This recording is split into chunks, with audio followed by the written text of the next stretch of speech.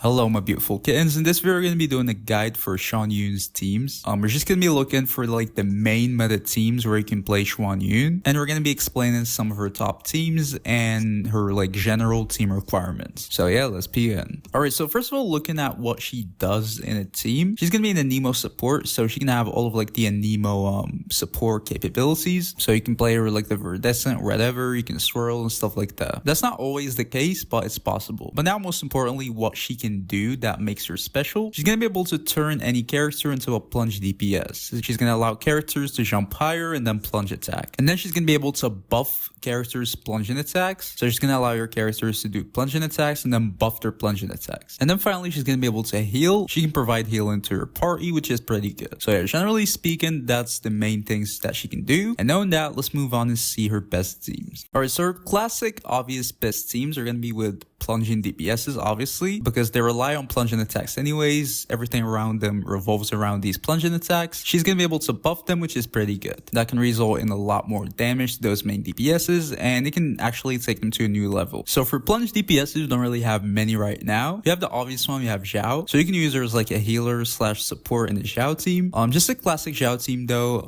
you can use like Xiao and then Xianyun. Then we can add in Farzan, then finally Fiorina. Fiorina is actually going to work pretty well with her too. She's going to be a healer, so Fiorina is going to be lower in HP, and then Xianyun is going to be healing, so you get more stacks for Fiorina, which is pretty good. So yeah, Xianyun and that team is just going to be a healer for Xiao, support for Xiao. Xiao is going to be the main DPS, just plunging attacks, and then it's going to be buffed by Xianyun. Fiorina is also going to be buffing the whole team, and then Farzan is just buffing Xiao, and that's it. It's just a perfect team. But we have a second plunging main DPS though coming up, which is Gaming. So yeah, Xianyun can buff him too, and they can work pretty well. So just a simple Gaming team. He's just going to be played as like a normal plunging DPS. So you can use like Gaming, Xianyun, and then let's say Bennett, then Fiorina again. Just a simple team. All of them are just going to be buffing Gaming. The good synergy between Xianyun and Fiorina that we mentioned before, and then that's it. So yeah, those are going to be like your obvious main teams for Xianyun, just where she buffs your main DPSs or your plunging main DPSs who can already plunge and rely on plunges and stuff like that. But now she can also turn a lot of other characters into good plunging main DPSs, even though they weren't plunging before. The best example for that, I would say, is probably Hu Tao, which makes Xianyun probably one of the best supports for Hu Tao released till date. Let me explain why. So Hu Tao, usually if you have her C0 specifically, you're gonna have to cancel your charge attacks. So with canceling, you can either do it with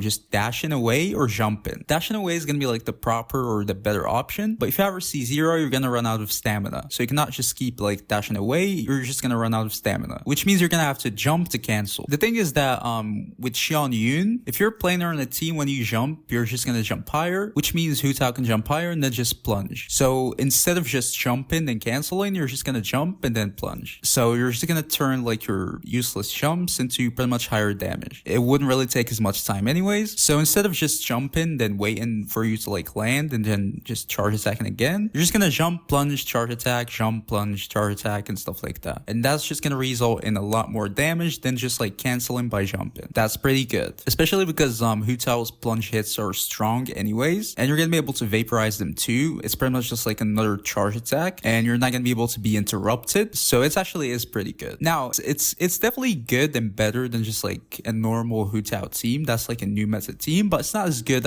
as I see like people make it out to be. This is not like just pure damage increase, because there are a lot of like other drawbacks that kind of like balance this team out. For example, she's gonna be healing your Hu Tao, so you're not gonna be able to maintain your low HP, which is kind of a problem.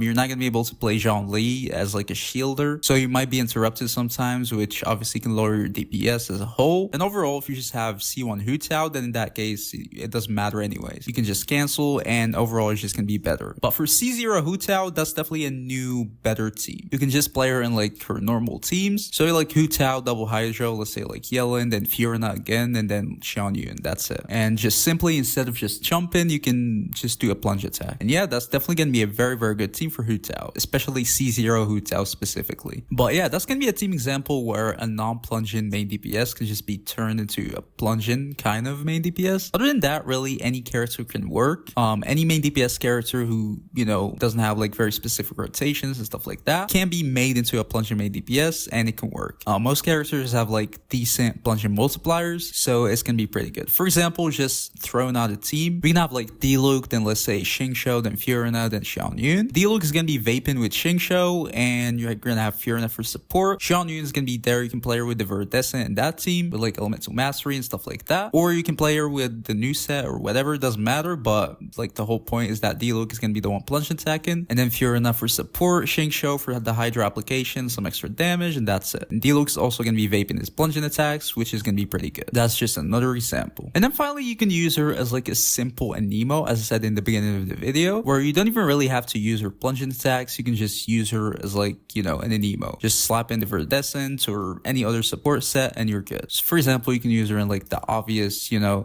national team as like the Anemo support instead of Kazuha or whatever. So you can have just like Xingqiu, Xiangling, Xianyun, then Bennett. You can use her on like an Electro Charge team with like Fischl, Beidou, and Xingqiu. Just, you know, your casual Anemo, you know, uses. That's it. But yeah, that's mainly it for her teams. She's one of like the kind of creative characters though, so I'm pretty sure she has a lot of like, you know, unexpected teams. You're gonna see it later when she's released, I'm pretty sure. But generally speaking, as for now, those are like the teams that she's probably gonna be used in the most. So yeah, that was the video, guys. If you enjoyed it, please don't forget to leave a like, subscribe to the channel. See you in the next video. Peace.